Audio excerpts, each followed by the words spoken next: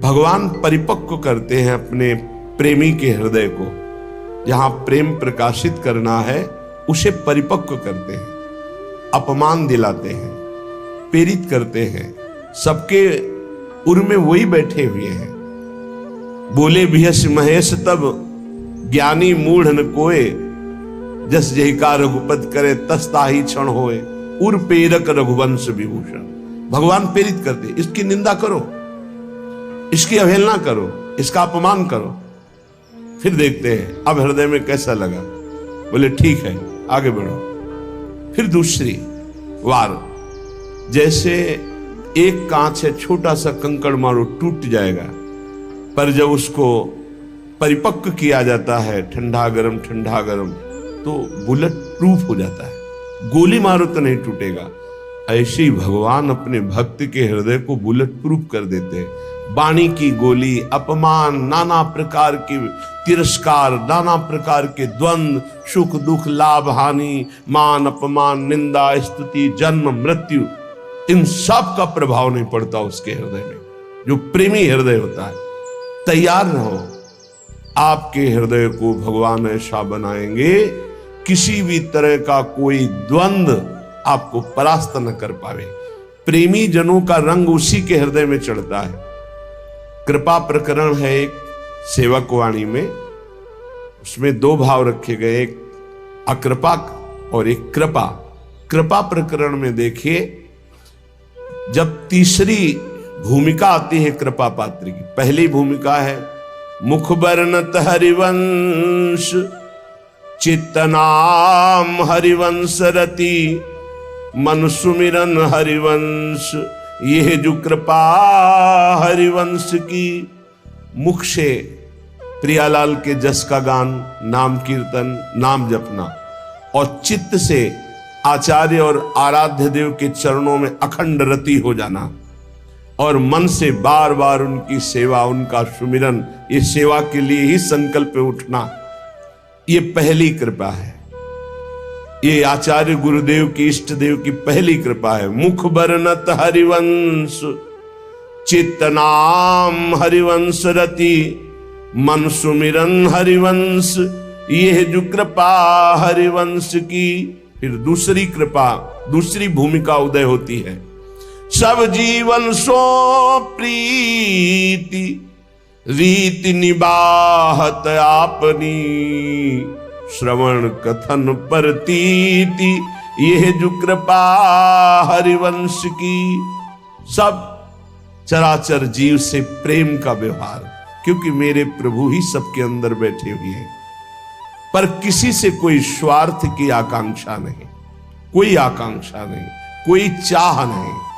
सब जीवन सो प्रीति, पर रीति निवाहत अपनी। अपनी रीति क्या है? सब सो हित निष्कामति। कोई किसी से बदले की चाह नहीं, ना द्वेष के बदले की चाह, ना राग के बदले की चाह। वो राग द्वेष से अलग भगवत भाव से सेवा करता हुआ निष्काम। श्रवण कथन परतीति, बस अपनी वाणी जी का गायन, वाणी जी का श्रवण और विश्वास, किसी श्रवण कथन से, नाम वाणी से हमें श्यामा श्याम की प्राप्ति हो जाएगी। श्रवण कथन परतीति, परतीत माने विश्वास। यह जो कृपा हरिवंश की। अब तीसरी भूमिका, शत्रु मित्र समझानी, मानि मान अपमान सम, दुख सुख लाभ न हानि। यह जो कृपा हरिवंश की। शत्रु और मित्र में समान भाव। क्या भक्त का कोई शत्रु होता है क्या? नहीं, भक्त की तरफ से कोई शत्रुता नहीं होती, पर जो तमोगुणी आंतरिक हृदय वाले होते हैं, उनको भक्त का यश चुभता है। उनको भक्त की जो उन्नति है भागवतिक, वो उनको खाए डालती है। अब वो हर प्रकार से सोचेंगे इसका कैसे पतन करूं, इसका अपयश हो जाए, इसका नाश हो जाए, तो वो शत्रुता का भाव करे। पर आपके हृदय में फर्क नहीं पड़ना चाहिए। ये तीसरी भूमिका हमारे प्रेम रस प्राप्ति की। शत्रु मित्र समझानी, जैसे बड़ाई करने वाला, सम्मान करने वाला, ठीक वैसा ही आपको दिखाई देना चाहिए निंदा करने वाला, अपमान करने वाला। वैसे तो निंदा करने वाला ज्यादा पूज्य है। क्यों? क्योंकि वो हमारे अशुभों का नाश कर रहा है। निंदा करके, अपमान करके हमारे अशुभों का नाश कर रहा है। वो हमारे जो प्रारब्ध भोग हैं उनको काट रहा है। वो कितना कृपालु है। भगवान उसके अंदर प्रेरणा दे करके हमें परिपक्व कर रहे हैं। इसलिए निंदा करने वाला, अपमान करने वाला, तिरस्कार करने वाला हमारे हृदय में पूज्य भाव होना चाहिए। ये प्रेम प्राप्ति के लिए बहुत जरूरी है। शत्रु मित्र होगा। बड़े बड़े महापुरुषों के जीवन में बड़े बड़े विरोध हुए हैं। अगर विरोध ना हो तो भक्ति में रंग नहीं। जब विरोध आवे तो नाच पड़ो कि भक्ति रंग ला रही है। भगवान विरोध पैदा करवाते हैं। क्यों करवाते हैं? क्योंकि आप उस भूमिका से ऊपर उठे जिससे कोई भी विरोध आपका स्पर्श न कर पावे और आपकी भक्ति अबाध और अखंड बनी रहे। तो शत्रु मित्र सम जानी, मान मान अपमान सम। अपमान और मान दोनों को सम मान करके सो। अगर कोई सम्मान कर रहा है तो उसकी मति, अपमान कर रहा है तो उसकी मति। सम्मान और अपमान में दोनों में समान स्थिति होनी चाहिए। शत्रु मित्र सम जानि, मान मान अपमान सम। दुख सुख लाभ न हानि। ना कोई दुख, ना कोई सुख, ना कोई लाभ, ना कोई हानि। हर समय अपने प्रिया प्रीतम के चिंतन में इतना चित्त जोड़े है कि दुख सुख का, लाभ हानि का कोई प्रभाव ही नहीं पड़ रहा। ये तीसरी भूमिका। चौथी भूमिका अब जो है तैयारी हो गई प्रेम रंग रंगने की। तो भगवान ने ऐसा रंग भेजा, ऐसा रंग रंगने वाला मिला दिया जिससे प्रेम रंग से हृदय रंग जाए। बोले नितैक धर्मिन संग। नित्य उसको प्रेमी जनों का संग मिल गया। बड़ा कठिन है, सही संग मिल जाना बड़ा कठिन है। भगवान की कृपा से मिलता है। नहीं तो मिलावट ऐसी प्रपंच की बनी रहती है कि चित्त निर्विकार होकर प्रभु में लगने के लिए अगर तैयारी भी करे तो भी फिसल कर प्रपंच में फंस जाए। नित एक धर्मिन संग। बहुत संग मिले वो संग नहीं। इष्ट मिले और मन मिले, मिले भजन रस रीति। तहां निशंक है मिलिए, तासों कीजे प्रीति। जहां अपना इष्ट मिले, जहां भजन की रस रीति मिले, जहां अपना मन मिले, ऐसा सत्संग मिल जाए तो बहुत जल्दी प्रेम रंग की प्राप्ति होती है। नित एक धर्मिन संग। जब श्री प्रियालाल के प्रेमी जनों का संग मिला तो नित्य नवीन प्रेम का प्रादुर्भाव होने लगा। नित्य एक धर्मिन संग तो रंग बढ़त नित नित सरस। फिर नित नित प्रेम अभंग। ये जो कृपा हरिवंश की। जहां ये चौथी भूमिका आई तो पांचवी भूमिका में लीला दर्शन होने लगता है। निरखत नित्य विहार, पुलकित तन रोमावली, आनंद नैन सुधार। ये जो कृपा हरिवंश की। नेत्र खुले हैं बंद।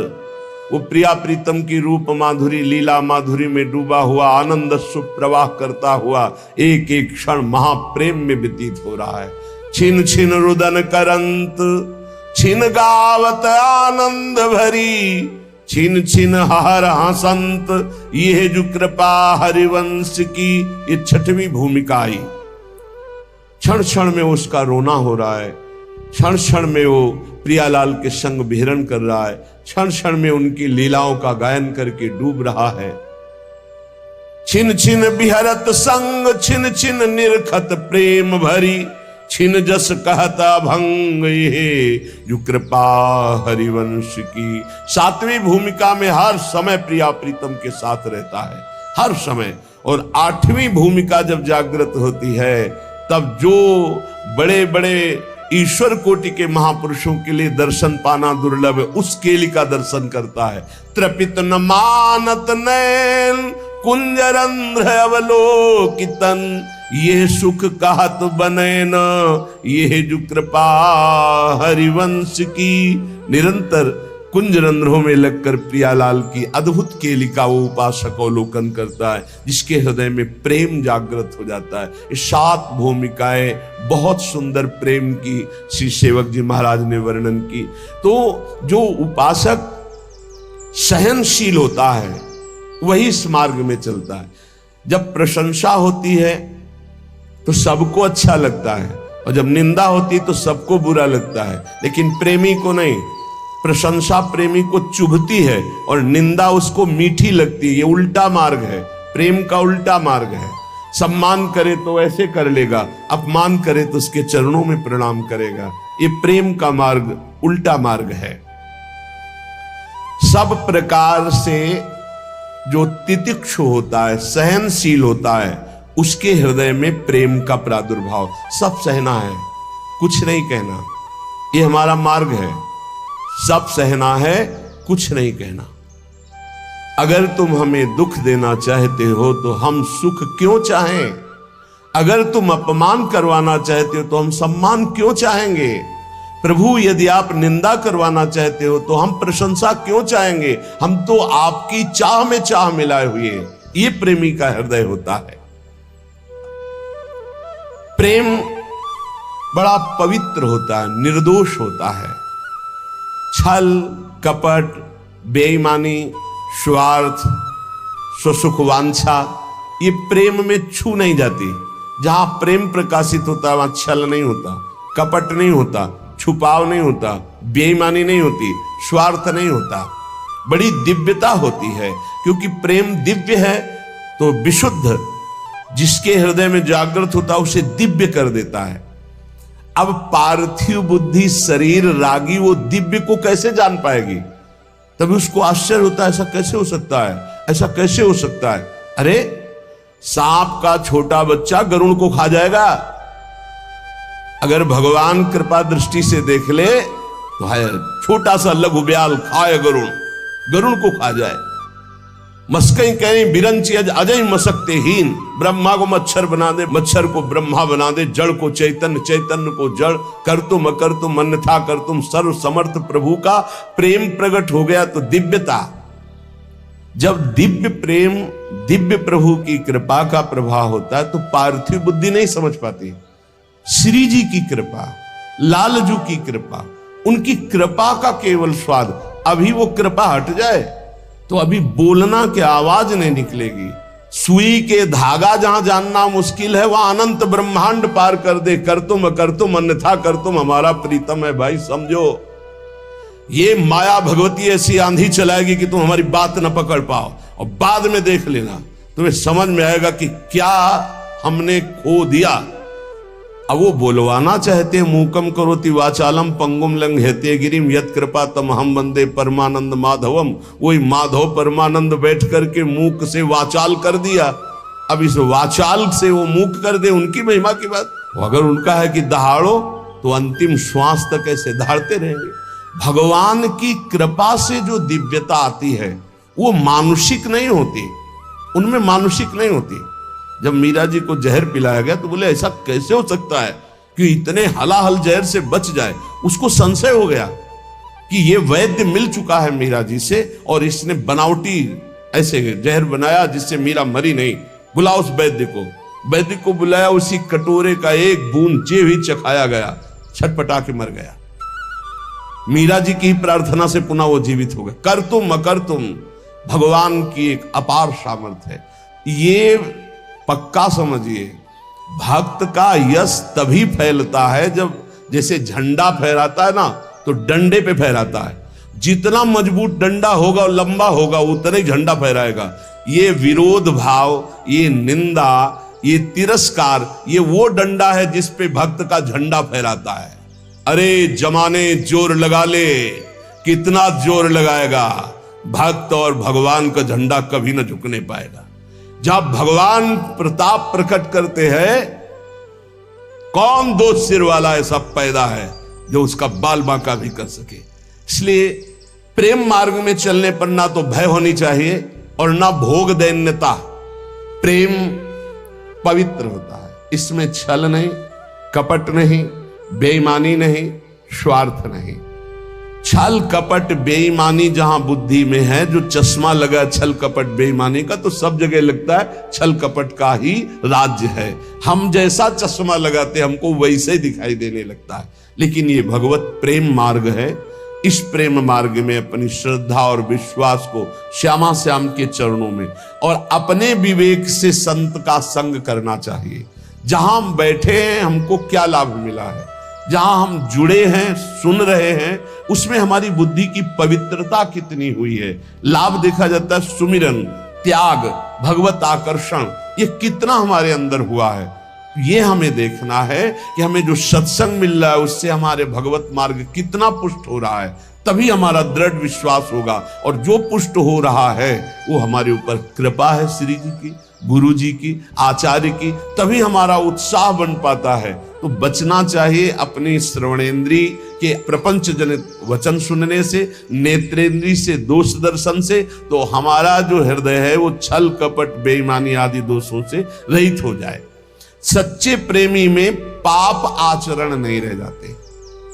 जो सत्य मार्ग के पथिक हैं उनमें पाप आचरण नहीं होते। पाप होते हैं कामना के कारण, और कामना होती है देहाभिमान के कारण, और देहाभिमान होता है अज्ञान के कारण। सबका मूल अज्ञान और अविद्या है। जब प्रेम का प्रकाश होता है तो अज्ञान ही नहीं रह जाता, इसलिए ना वासना रह जाती, ना कोई कामना रह जाती है। भगवत प्रेम ये अंतिम चरम पुरुषार्थ है जो मोक्ष के आगे की भी बात है।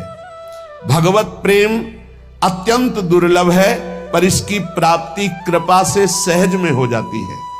अत्यंत दुर्लभ है पर कृपा से सहज में हो जाती है। यदि कोई अनन्य उत्कंठा रख करके भगवान के जो वचन शास्त्रों में, संत के वचन, उनके आश्रित हो जाए, निर्भर हो जाए, तो ये प्रेम प्रकट हो जाए। हम चाहते हैं कि हमें प्रेम मिल जाए, पर हम विषय भोग नहीं छोड़ेंगे, हम नाना प्रकार की पापाचरण नहीं छोड़ेंगे, तो विषयों में सुख बुद्धि जब तक रहेगी तब तक भगवान में प्रेम नहीं हो सकता। प्रेम के प्रवचन भले हो जाएं, प्रेम की बातें भले हो जाएं, विषयासक्ति और प्रेम ये बिल्कुल विपरीत है। जैसे दिन और रात, विषयासक्ति रात है और प्रेम दिन है। जिन साधकों के हृदय में विषय भोगने की प्रबल लालसा है और वो उनको त्यागे हुए आगे बढ़ रहे हैं, तो उनका विषय रस के प्रति आकर्षण कम होते होते नष्ट हो जाएगा। लेकिन जो साधक विषय आकर्षण के साथ विषय क्रिया में उतर गए, तो उनका फिर स्वभाव सुधरना बहुत कठिन हो जाएगा। इसलिए लालसा तो है पर भोगूंगा नहीं, क्योंकि भगवत प्राप्ति करनी है, भगवत प्रेम प्राप्ति करनी है। तो इनका विषय भाव जो अंदर से है भोगने का, एक दिन शांत हो जाएगा भजन के बल से। विषयासक्ति प्रेम में बड़ी बाधक वृत्ति है।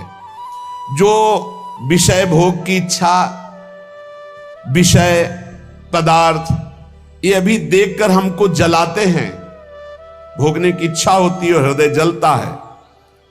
इस जलन को जो सह जाता है उसे तपस्या कहते हैं। वही तपस्वी है। बहुत सुंदर बात है, वही तपस्वी है।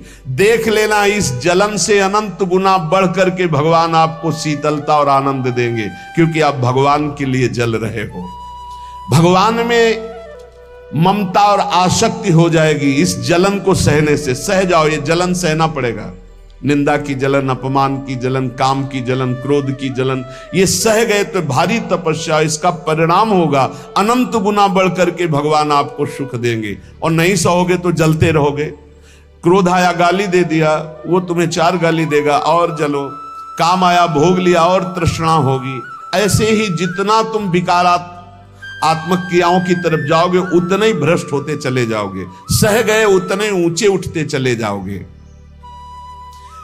प्रेमी को ऐसा अनुभव होने लगता है कि मेरा शरीर प्रभु को समर्पित है, ये प्रभु की वस्तु है, मैं इसे भोग नहीं सकता, ये प्रभु की धरोहर है। मेरा मन प्रभु को समर्पित है, अब जाए जहां जाए प्रभु संभाले। पुत्र, धन, प्रतिष्ठा, घर, परिवार,